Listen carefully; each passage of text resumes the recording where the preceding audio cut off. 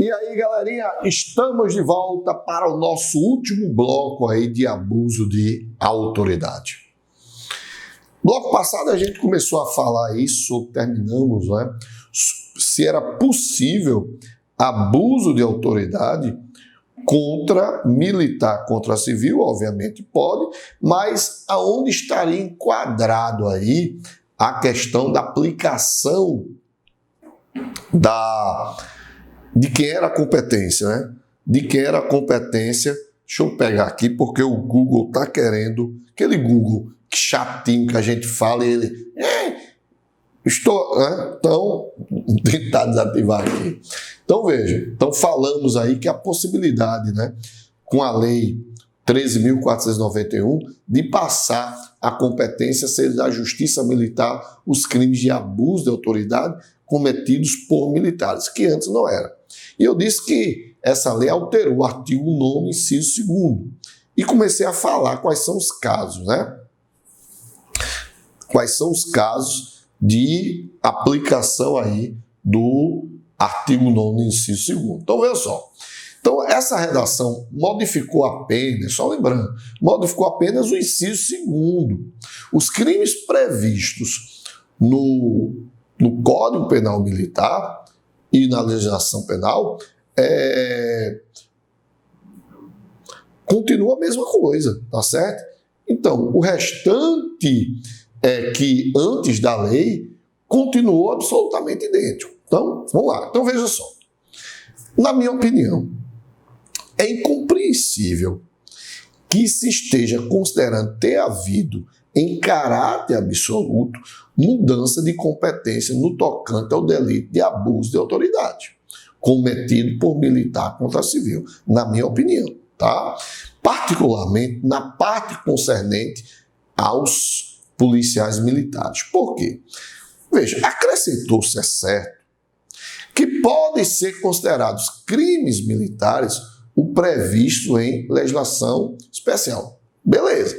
Porém, há hipóteses claramente descritas nas alíneas A a E, que eu falei para vocês, que não é automático. Precisa a situação, caso concreto, encaixar-se em uma dessas situações. Ou seja, hoje é possível que o crime de abuso de autoridade possa ser julgado pela Justiça Militar? Pode. O que antes não era viável, beleza.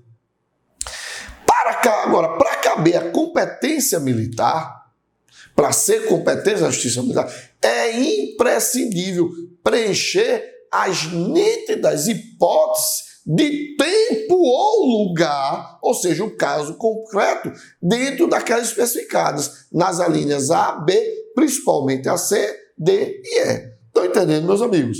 Que a turma já pega, já vai dizer, é tudo competência. Ou seja, na alternativa A que a gente falou, significa o crime cometido de militar contra militar em qualquer tempo. Na alternativa B, que a gente falou lá, fazendo a leitura dessa alternativa B, significa o delito, inclusive de abuso de autoridade, praticado por militar em lugar sujeito apenas à administração militar. Então, esta frase subordinada não se encontra nessa linha por mero acaso. Então, essa frase subordinada, sublinhada, diz, praticado por militar em lugar sujeito à administração militar. Estão entendendo? E na alternativa, na linha C, na alternativa C, que é a bronca, né? Significa crime, inclusive, de abuso de autoridade, cometido por militar em comissão de natureza militar. Ou em formatura, ainda que fora do lugar sujeito à administração militar. Então, esta frase subordinada não se encontra nessa linha por mero acaso também. Ou seja, contra militar da reserva reformada ou civil. Contra militar da reserva reformada ou civil. Então, vejam que você tem situações dentro do mesmo espaço e lugar. Então, eu tenho que analisar o caso concreto. Se tiver dentro, não é? cometido por militar em comissão de natureza militar ou em formatura, ainda que fora do lugar sujeito à administração militar, aí beleza, tá certo? Ou seja, enfim, nos parece o resultado dessa reforma trazida por essa lei, pela Lei 13.491, no tocante ao crime de abuso de autoridade, conclui, né? Pode-se punir militar por abuso de autoridade na justiça militar? Sim. Mas para isso é o quê? É preciso preencher os requisitos do inciso 2 nas alíneas A até E. Insisto nisso. Não é automático. Tem que observar essas situações. Então, é apenas uma consideração que eu quis trazer para vocês analisarem. Então, mas, para efeitos de prova, que é o que nos interessa, se cair, porque está em discussão, tudo que eu estou dizendo, tudo que eu disse, está em discussão. Então, vocês vão colocar na prova, que é o que interessa. Com crime cometido de abuso de autoridade por policial militar contra civil, justiça militar. Joga na justiça militar. Integrante das Forças Armadas. Comete crime de abuso de autoridade contra civil. Justiça Militar Federal. Tribunal Penal Militar Federal. Entenderam aí? Isso é importante. Beleza? Tranquilo?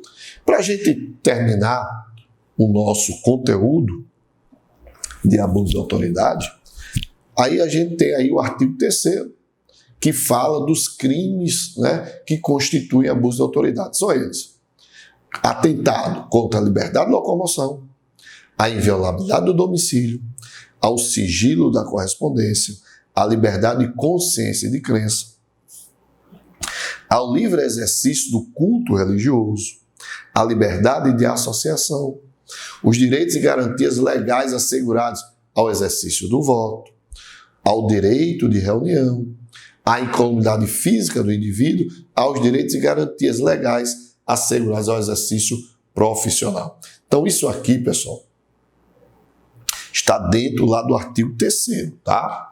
Dentro do artigo 3º. Eu vou só dar uma palhinha para vocês e dizer o seguinte: só em algumas coisas eu vou falar, não vou falar sobre tudo não, porque não dá, tá? Não dá. A liberdade de locomoção. Então, a liberdade de locomoção, o que é, pessoal? Vou falar de todos não, só vou falar de alguns, tá? A liberdade de locomoção é um direito fundamental, tutelado, né, por diversos dispositivos constitucionais e pressupõe também o princípio do nosso direito processual penal. Não é absoluto, claro, pode ser restringido, por isso que no artigo 5º, inciso 15 diz: é livre a locomoção em todo o território nacional em tempo de paz, ou seja, em caso de estado de sítio, previsto lá no artigo 137 ao 139, não há, pode haver o chamado toque de recolher. Então, essa liberdade de locomoção ela não é absoluta. Então, cabe prisão em flagrante, prisão por mandado judicial, não é? Determinação de parada de veículos em barreiras policiais. Então, vejam, apesar constitui crime de abuso de autoridade contra a liberdade de locomoção, mas lembre-se que ela não é absoluta. Outro exemplo aqui, né? A inviolabilidade do domicílio. Tá? A inviolabilidade do domicílio é crime de abuso de autoridade contra a inviolabilidade do domicílio. Lembrando, por que isso? Porque o domicílio é protegido constitucionalmente. Lá no artigo 5º, inciso 11, quando diz: a casa é o asilo inviolável do indivíduo, ninguém nela podendo penetrar sem o consentimento do morador, salvo em flagrante delito, desastre ou prestação de socorro, ou durante o dia por determinação judicial. Então, a invasão de domicílio, não é, vai caracterizar o abuso de autoridade. Por quê? Porque o domicílio está dentro daquela relação de direito à privacidade. Outro, sigilo da correspondência, né? Então, pode haver crime de abuso de autoridade, qualquer atentado ao sigilo da correspondência. Lembrando que esse sigilo da correspondência existe uma possibilidade de quê? De haver sua violação. Você que estuda aí, não é? Aí você lembra que o professor de constitucional ou eu de penal, quando estou dando aula, de que apesar de haver a inviolabilidade da correspondência, pode ser aberta por juiz, administração penitenciária, né? A chamada quebra do sigilo de correspondência do preso, prevista lá no artigo 41 da Lei de Execuções Penais. Mas também existe a possibilidade dessa restrição da correspondência no estado de defesa, durante o estado de sítio, tá certo? Então veja, mais uma vez, o abuso de direito é quando a autoridade viola a correspondência sem estar dentro dessas exceções previstas em lei. Então, mais uma vez, a liberdade de correspondência, a inviolabilidade domiciliar, a liberdade de locomoção, elas não são absolutas.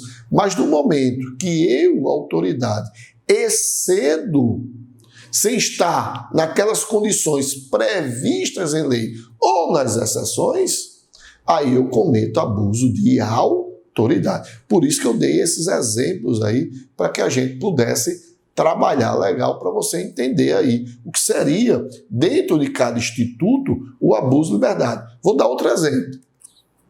Constitui abuso de autoridade qualquer atentado. Está lá. A liberdade de consciência e de crença e ao livre exercício do culto religioso. Ó, o Estado é o quê? É laico. Mas esse direito ele é relativizado pela jurisprudência. Então, hoje é pacífico que as manifestações religiosas, não é? Você pode ter manifestações religiosas, mas essa manifestação religiosa, obviamente, ela não é absoluta. Mas você está lá, é livre, tá, artigo 5º, inciso 6º, é livre, é inviolável a liberdade de consciência e de crença. Então, o que seria o abuso de poder aí? O que seria o abuso de autoridade? O cara meteu a perna lá, o pé, para abrir a porta de um local de realização de rituais, de movimentos litúrgicos do candomblé e dizer, ó, vocês aqui têm que fechar porque eu não gosto de Xangô. Veja, isso é abuso de poder contra a liberdade de consciência e de crença ao livre exercício do culto religioso. Beleza? Muito bem. Só disse que a vocês que eu me referi a algumas. Não dá para a gente trabalhar todos. O que você deve saber é quais são, não é, os crimes de abuso de autoridade, em que ele se encaixa, que são aqui do artigo 3º. Mas também tem do artigo 4º. Constitui também abuso de autoridade, ordenar ou executar medida privativa de liberdade individual, sem as formalidades legais ou com abuso de poder. Ou seja, o cara prendeu o indivíduo, não lavrou auto de prisão em flagrante. Tem que lavrar auto de prisão em flagrante. Em até 24 horas, o auto de prisão em flagrante tem que ser lavrado e não lavrou-se. Então, meu amigo, houve abuso de autoridade. B. Submeter pessoa sob sua guarda ou custódia a vexame ou constrangimento não autorizado em lei. Emanuel, me dá um exemplo disso aí. Dou sim, agora. Súmula vinculante número 11. Súmula vinculante número 11. Olha o que ela diz. Só é ilícito uso em caso de resistência, fundado receio de fuga ou de perigo à integridade física própria ou alheia. Veja, eu só posso utilizar a algema em 3 situações. Se liga no bizu. P, R, F. Fuga, resistência. P, R, F. Perigo, resistência e fuga. Beleza? P, R, F. perigo, resistência e fuga. Então, eu só posso utilizar o uso das algemas diante de uma situação PRF. Beleza? Aí veja, aí ele diz que se não, e deve-se quem algemou, deve justificar a excepcionalidade por escrito, sob pena de responsabilidade disciplinar, civil e penal do agente da autoridade e de nulidade da prisão do ato processual. Vê só que massa. Então, se eu algemar o cara fora daquelas situações PRFs, vai ser abuso de autoridade. E se eu prender, algemar o indivíduo dentro das situações de PRF, eu tenho que justificar a excepcionalidade. Dizer, eu algemei por conta de perigo à integridade física, eu algemei por conta de um receio de fuga, eu algemei por conta de uma resistência. Se eu não fizer isso, neguinho, abuso de autoridade. Bora lá. Ainda, deixar de comunicar imediatamente ao juiz competente a prisão ou detenção de qualquer pessoa. Olha aí, lembrando o artigo 5º da Constituição, lá, inciso 62, que diz que a comunicação da prisão do indivíduo deverá ser imediata ao juiz. Não houve a comunicação, abuso de poder. Deixar o juiz de ordenar o relaxamento da prisão ou detenção ilegal no qual ele é comunicada.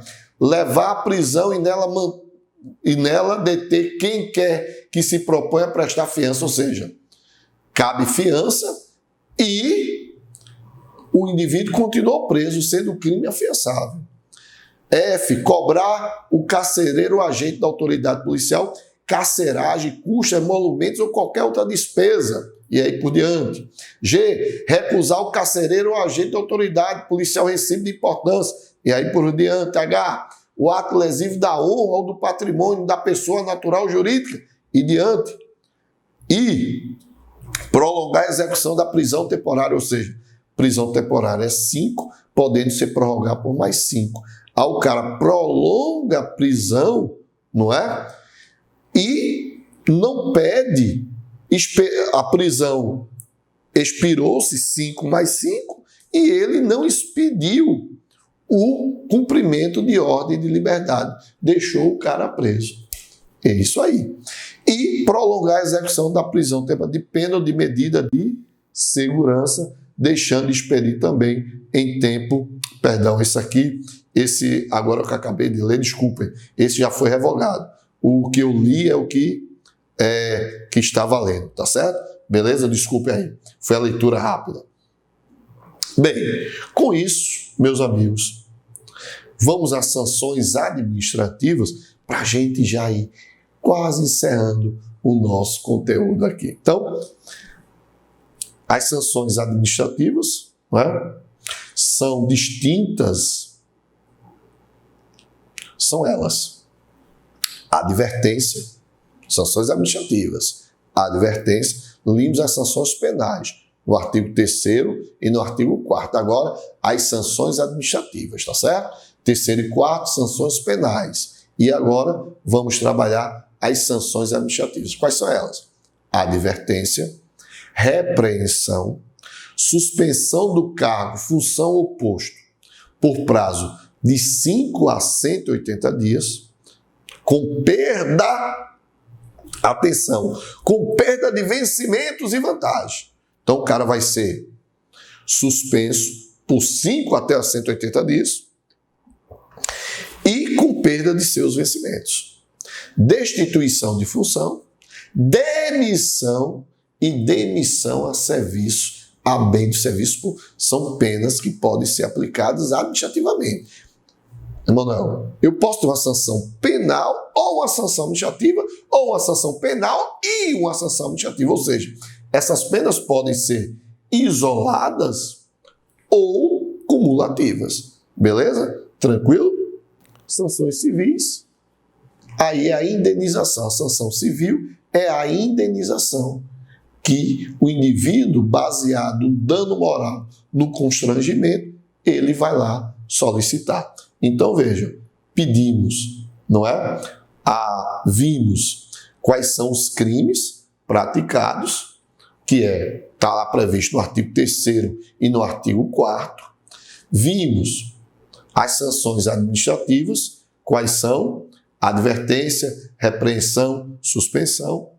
Vimos a sanção civil, que é a indenização que o indivíduo vai solicitar, e a sanção penal, que está dentro daqueles crimes ali, que a gente já falou, que é de 10 dias a 6 meses, não é? Só acrescentando que vai ter a perda do cargo na sanção penal, aplicada a sanção penal, além de 10 dias a 6 meses, vai ter o quê?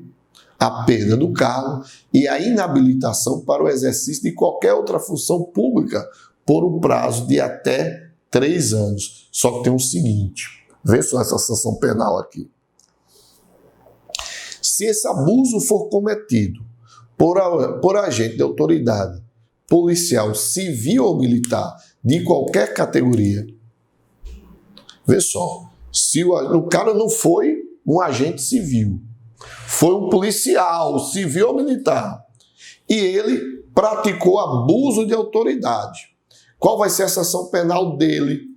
Pode ser, vê só, além da pena privativa de liberdade, de 10 dias a 6 meses, pode ser aplicado o quê? Uma pena autônoma. Que pena autônoma é essa? De não poder o acusado, ou seja, esse militar ou esse policial civil, de não poder esse acusado exercer funções de natureza policial ou militar no município da culpa, pelo prazo de 1 a 5 anos. Para proteger, pessoal, para proteger a pessoa que, principalmente no interior, para proteger um denunciante, né? Então vai ser aplicado a pena autônoma. Foi aplicada de 10 dias, foi aplicada uma sanção administrativa, mas também poderá ser aplicada autonomamente essa pena de o cara ficar sem exercer nesse município aí por prazo de 1 a 5 anos. Meus amigos, com isso, encerramos aí, não é, a nossa aula sobre abuso de autoridade. Tenham fé, força e foco. Um beijão, um abração aí do teu faixa Emanuel Tadeu. Valeu, galerinha! Até mais!